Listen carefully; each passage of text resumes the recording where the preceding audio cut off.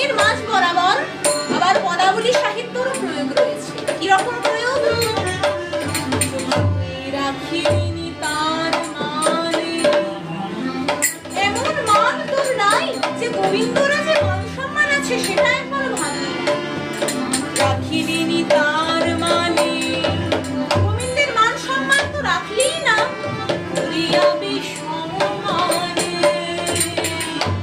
এমন বিষম মান তোর নাই যে গোবিন্দের দিকে একবার তাকালি পর্যন্ত না, একবার চাহিনি তার মানে, রাখিনি মানে, করিয়া বিষম মানে, এবার পানে পানে পানে। সখীগণ তাই ধুনিকে পাটা টেনে দিতে বলছেন। কেন বলছেন? রেশমের চূড়া